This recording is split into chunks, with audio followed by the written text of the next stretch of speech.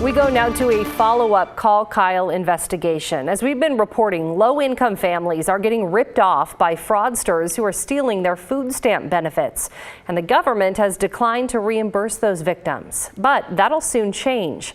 Investigative reporter Kyle Aboshi has been all over this story. Kyle, get us up to speed here. Actually, starting later this month, Oregon will begin replacing stolen SNAP or food stamp benefits. It's a big step in helping low-income families victimized by fraud, but critics argue it doesn't go far enough. The government can and should be doing more to protect those in need. For many low-income families, this little card is a lifeline. Yeah, this is the card. To help put food on the table. But as we've been reporting, fraudsters are stealing those much-needed food stamp benefits. Why would you take from the poorest of people? That's what I don't understand. It's like last year, crooks wiped out nearly $500 in SNAP or food stamp benefits from Ashley Umberger's account, and the government declined to reimburse her loss. There was nothing that they could do at all. That will soon change. Starting later this month, Oregon will begin replacing stolen SNAP benefits. My money was gone, and I didn't understand what was going on. And in a series of investigative reports, KGW showed how low-income families are getting ripped off.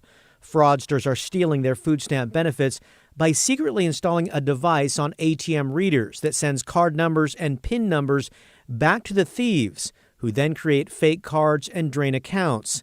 This so-called skimming can be devastating to households already struggling to make ends meet, especially because states like Oregon have declined to reimburse victims. We rely on those food benefits to eat. Late last year, Congress approved a spending bill that allows food stamp or SNAP recipients to be reimbursed for stolen benefits.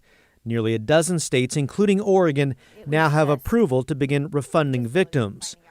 But Senator Ron Wyden argues more can be done.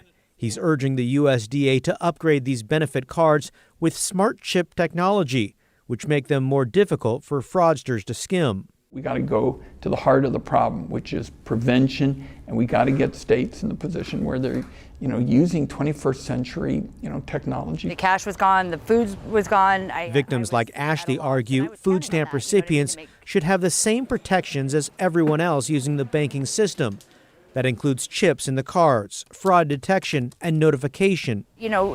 Setting it up so you could get text messages when your card's being used, or like most banks do. They'll notify you if you're having money withdrawn out of your account. This little card should be protected, Ashley argues, as should the low-income families who rely on its benefits. Since our initial reporting, we've heard from several people in Oregon who lost food stamp benefits due to skimming.